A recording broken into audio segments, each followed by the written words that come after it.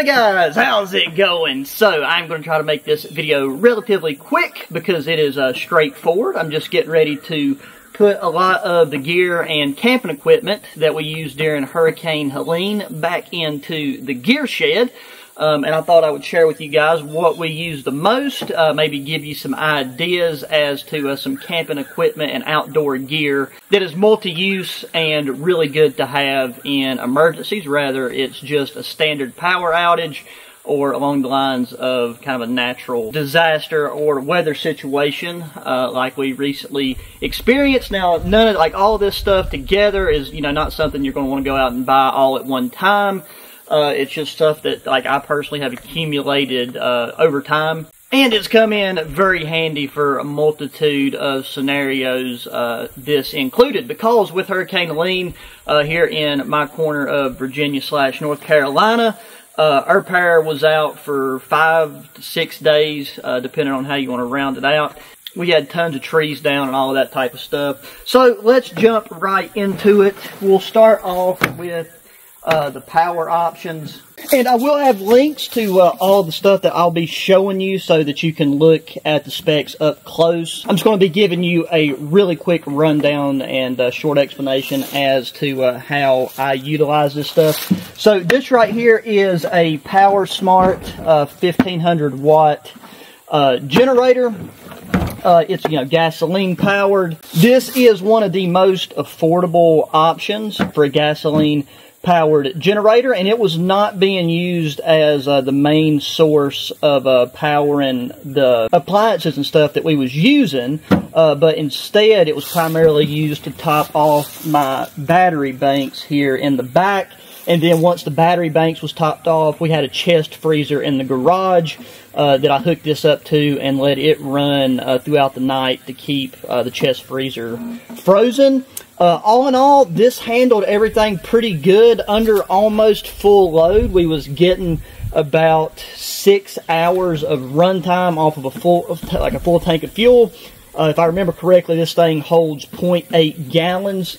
Yeah, didn't run into any issues with that. I am going to do some maintenance on this here very soon, just so that I know that it's squared away in the event that we need to use it anytime again soon. Hopefully we don't, but it's a great little camping generator, and it is pretty dang quiet. And last time I looked, this was running in the ballpark of around $240, I believe. Okay, so now on the pricier end of the spectrum, I have the power banks, my 2 power banks that I used, and their primary purposes, and I'll throw up some clips and stuff that I took during the power outage and everything. But we use them to power my 2 DC refrigerators, which is behind those right now. And those are, typically used for people, van lifing, just regular camping, RVing, stuff like that. And it pulled those no problem. And if I just had, I know this Project Solar 2000, it run my Alpicool refrigerator and my dad's CPAP machine when we went camping for 3 days and still had power left over.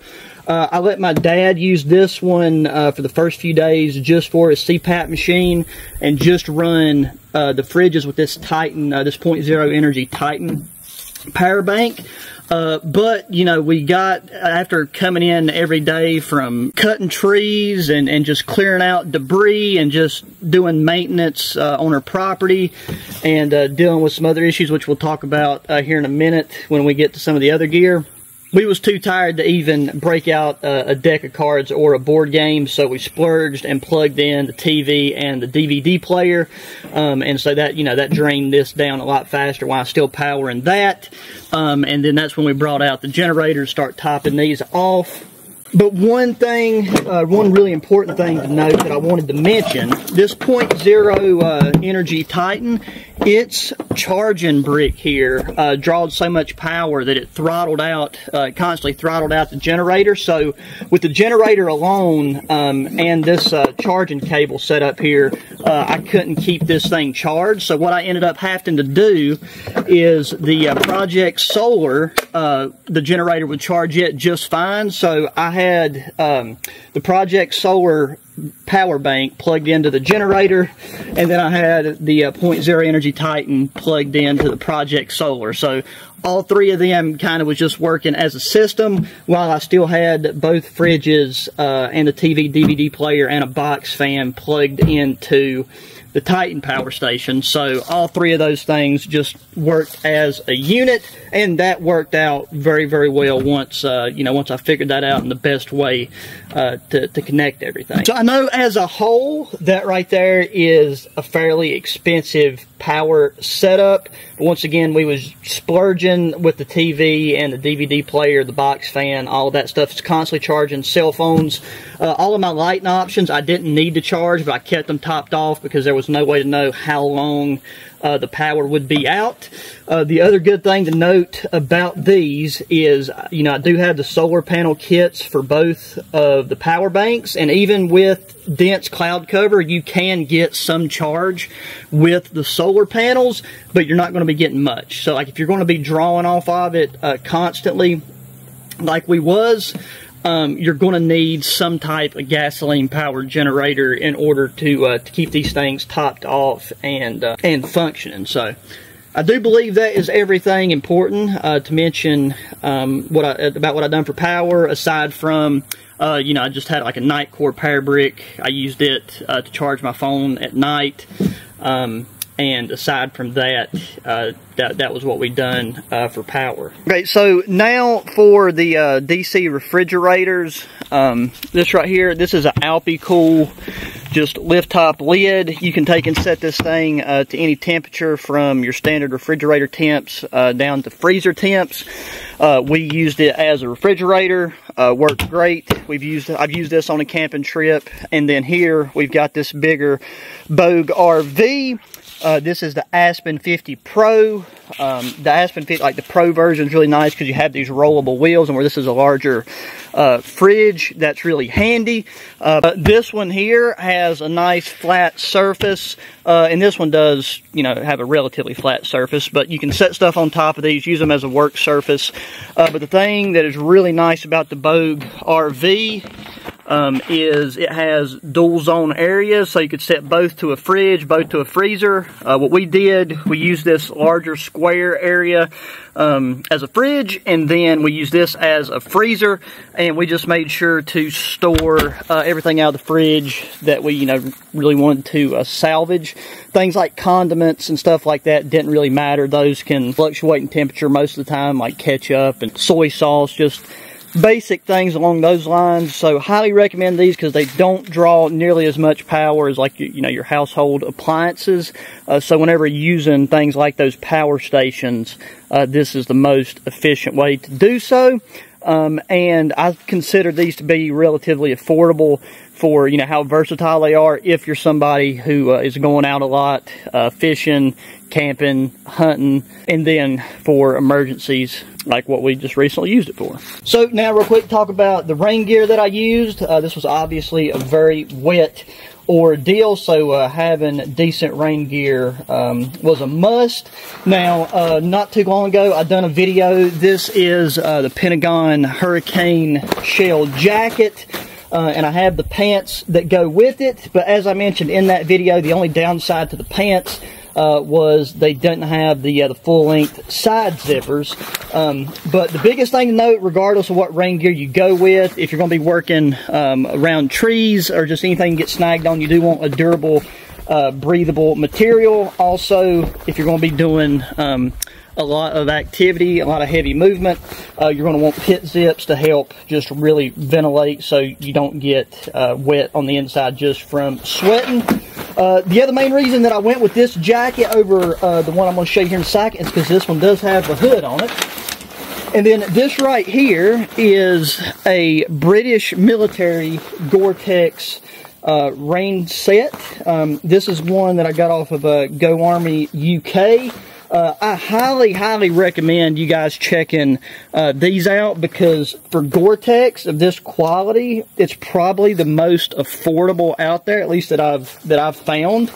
And with the pants, I'm pretty much just paired these pants with this jacket, because these right here zip all the way up, so they're easy to take on and off, because I was constantly coming in and out for different reasons. The jacket performs very well, but their jacket does not have a hood, because I believe they have some type of Gore-Tex waterproof hat system or something, maybe like just a hood that there's no place here to clip this on, but you know, they gotta have something that covers their head. This works great whenever I pair it with one of my Outback Trading oilskin brimmed hats. And I really enjoy using it that way, because this also has pit zips. But it was, you know, very windy during the storm, so that wasn't really an option because my hat kept blowing off. So pairing this rain jacket and this pants made a beautiful combination. If I was going to constantly be out, then I would have, you know, also just worn the hurricane shell pants that goes along with this jacket, because you do have a lot of really nice pockets and stuff on this jacket that I utilized for a lot of different accoutrements that I was carrying with me. But yeah, some decent rain gear that's breathable if you're going to be out in the elements is a must. Okay, now one standalone electronic item that I was really happy to have was this Sangean. I don't know if it's got an exact model. Right there's the information on the bottom. Once again, I'll link to it. But this right here, solar panel on top. It's got pre-programmed weather stations, and all around. So like our power went out, cell phone towers was down, or internet's been down, or internet is still currently down. So having a reliable way and living in a rural area to get weather updates or any emergency alerts is super important. This radio itself is, you know, it's rainproof. You have a flashlight with a red light on the end. You got the dynamo crank handle, so you can charge it up just by winding it. So you have a guaranteed way of getting that important information. It's got the bump guards and stuff on the side, so you can throw this thing around and you don't really have to worry about it. So I've used this. I carried it a good bit. I've used it in the rain, not run into any issues, so I can definitely recommend this radio in particular. Okay, now going into lighting, there's really no wrong answer. Just, you know, make sure you have flashlights, make sure you have candles, anything outside of that when it comes to brands, this, that, or the other. Personal preference, and, you know, just if you collect gear, things along those lines. Now for my headlamps, what I mainly used was my Coast headlamps, because these things are completely waterproof. They have really long run time, and where I was running in and out using it for inside light and outside light, I didn't want to have to screw around or worry about it. I've got a wide assortment of headlamps, and any of them would work. Most of them are highly rainproof or waterproof. But that same mindset goes with this Coast lantern. This thing, you know, is waterproof. I just popped that out whenever I threw it on the truck. But I carried this one around so that if I needed to grab it and run outside with it real quick, you know, I didn't have to worry about the rain or it getting wet. It's got a warm light and a white light. We're outside right now. But this thing is very bright and will light up a very large room on low, no problem. Now, you know, aside from all the standard candles and just like antique style oil lamps that we've accumulated over the years, anytime you're going by a Goodwill, a Salvation Army, a yard sale, if you see oil lamps like this right here is a new modern reproduction hurricane lantern by Vermont Lanterns. I've got a couple different models of these that are really nice. These are really nice because, one, you can take them outside in the elements, not have to worry about it. But also, two, they're not as much of a fire hazard if you're using them inside and you want to knock them over. But we did use a lot of the antique style that just have a standard glass globe on it that you lift off, light it, set it down. Those put off a lot of light. And normally you can get them, you know, whenever you see them out at yard sales and stuff, pretty cheap. Just get you some replacement wicks. Make sure the seal that screws on, that holds the wick, make sure that it's not rusted out, and you're good to go. Those put off a lot of light, and a little bit of lamp oil goes a real long way. And then finally, I got the EDC light that I've been carrying the most here lately. This is the Olight Warrior Mini 3. This is one I got off of Better Bushcraft. This one's nice because if I walked out, didn't have my headlamp on me, I could just take and clip that onto the brim of my hat, and I could use it hands-free. I used this thing over the whole 5-day period and did not charge it, and the light was still green. And I used it on all different power modes. I have topped it off since, along with all my other lights, just because there's a rumor that there could be another storm coming a week or two down the line. So this stuff might be getting, you know, broken back out again. But hopefully not. Hopefully we don't have the same damages occur as we have with this one. But yeah, that right there is the basic lighting options that I went with. So now on to one of the most important things, to me anyways, is what we used for cooking. So I'm not going to take it out of the box. I'm sure most of you guys have seen this. But this is a dual burner propane Coleman classic stove. This was used heavily alongside my Camp Lux single burner dual fuel stove, and I do need to clean that a little bit better. So yeah, with this one, it's got a hose to where you can hook it up to the same type of camp propane canisters that our dual burner stove uses. But what's a lot easier is these butane fuel canisters that just load in. I can't open it in the case, but they just load in to the side right there. And during that whole 5-day period, I just used, we just went through 1 canister of this, and I think 1.5 canisters for the dual burner stove. So, can't recommend these 2 items enough. Not had a speck of trouble out of either of these, and I've had them for a while and just used them a lot between camping, picnic type stuff. And yeah, they work great. The fuel's relatively inexpensive, at least whenever there's not something like this going on. And as long as you have, depending on the space you're in, like these, you know, say don't use these indoors. We had the windows open, fan going, all of that type of stuff. So there was really no risk of carbon monoxide poisoning at all using these indoors in the fashion that we did. And then we just used our regular cookware that we had in the house. There was no need to really break out, you know, camping pots and pans and stuff. Aside from the real hero, which was this Vulcan titanium percolator. This thing was going non-stop because between all the stuff that we was working on and running around doing, a lot of caffeine was needed, and this percolator definitely delivered. So really recommend one of these bad boys. You gotta have a way to get your coffee intake. So then we have something that is extremely important, and that is water storage and water transportation. So luckily, living in a very rural area in the mountains, we have access to a freshwater spring that is gravity fed. So as far as getting clean drinking water for cooking and bathing and drinking, that's no issue. And before I talk about these, one thing to mention is if you live in an area where your water could be compromised due to flooding and washing a lot of debris, even chemicals, things like that into the water, you're going to have to consider different filter options.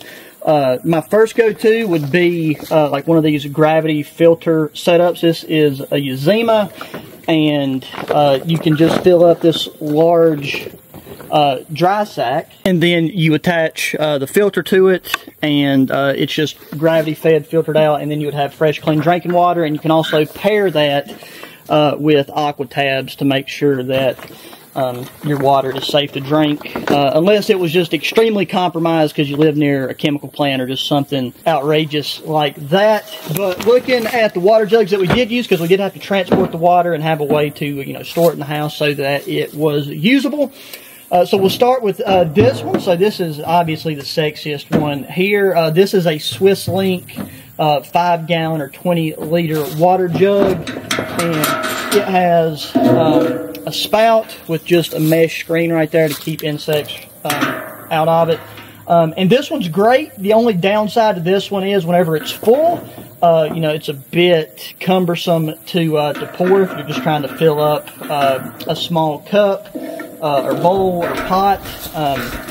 So that's just one thing to keep in mind. But as far as durability and sturdiness, you know, this thing right here is built like a tank. Food grade stainless steel. So, you know, if you're looking for something that's also pretty, great option. This right here, this is a SureCan 5-gallon utility jug. It's really nice because you have this tilt down spout, so that once you fill it up, you just press this right here at the top to let air in, and then you spigot it on, and it's really easy to control the flow of the water. Convenient to carry. All of these are relatively easy to fill up with the way they're shaped and designed. And then finally over here, this is a Red Camp jug. The internet's down right now, so I don't have a way to double check the capacity on this. I know it's at least 5 gallons, but I'm thinking it's somewhere between 6 and 8 actually. But it's really nice because you can fill it up. It's got wheels so you can roll it whenever you're, you know, in the house or something, so you don't have to carry it. And then it's got your flow control spigot right here with a nozzle attachment that extends it, that's flexible. Right here is your, you know, your handle so that you can roll it. The only design drawback, in my opinion, is this top lid right here doesn't seal completely. It does have a gasket in it, and I don't know why it leaks. I think the threads, it just wants to cross thread real easily. So if you fill this up to the point above that bottom line, it will rip out some. But all in all, everybody that used this jug in and around here, this was one of their favorites, but just because of how easy it was to stand it up and use this twist nozzle right there. So one thing to keep in mind, once again, I will have links to all of these so you can check them out for yourself and, you know, choose accordingly. But all three of these, not a single one is a bad option. Okay, and then now one thing before I forget. So like we did not have hot water. We just had running water at one location. So something that was a godsend was having some of these Clean Freak body wipes. So these are antibacterial body wipes, are biodegradable. The ones that I had, they're all different scents. I think I've only got 4 or 5 of these left, so it'll be time for a restock. But for me, one of these, you can wipe down your whole body. You know, just start with your face, neck, head area, arms, body, then go pits. Just work your way down, and it'll make you feel like a whole new person after you've been out there in the rain, the wet, the wind, getting sweaty, getting dirty. And it's just a good way to revitalize yourself, and doesn't require any additional water, and just leaves you feeling fresh. So I do highly recommend having these. Plus I use these a lot just when I'm out camping, wiping down before bedding down. So very familiar with them, and, you know, tried and true product. Now, probably the final area that I'm going to touch on here is some of the tools that I use the most during the cleanup process, which is nowhere near over. Still tons and tons of brush and limbs and trees and stuff to saw up and remove. But we actually, just right after the heaviest hitting part of the storm hit, and, you know, all the damage was done to the roadways and the flooding, we had a family member need an ambulance to be transported. Actually, the ambulance wasn't even able to get here, but during that time, we was just bum rushing, trying to clear out as much stuff as possible, like on our property and stuff, so that they would have access. So, chainsaw, Husqvarna. This is a 445. We've had this chainsaw for a hot minute. but something that is just really often overlooked, in my opinion, that you should definitely have and use in a situation like this is a pair of chainsaw chaps. I don't know, it doesn't really matter who makes them, you know, just find yourself a decent pair of chainsaw chaps, because as you know, we run into with that ambulance situation, luckily that wasn't a full-blown life-threatening emergency. That was just needing an ambulance for medical transport. But, you know, you take and you run this through your leg and you bleed out. It doesn't matter. Like we have, you know, I keep tourniquets, Israeli bandages, combat gauze, everything you can think of to control traumatic bleeding. And I have that with me whenever I'm using a saw and just as part of my EDC. But your main goal is to never have to use that stuff. And if you was to run into some major hemorrhaging, an ambulance wouldn't have been able to get here, and to my understanding from stuff that was happening around, even helicopters was not able to access people in certain situations, and they was just busy. So, long story short, you'd be screwed if you saw it into your leg. So, you know, protect yourself there. Now, I actually processed probably 50% of the wood that we've cut so far with this here axe. And this is a Wolf Valley Forge axe. I can't think of the model off the top of my head, and once again, I can't look it up right now, but I will have a link to it down in the description.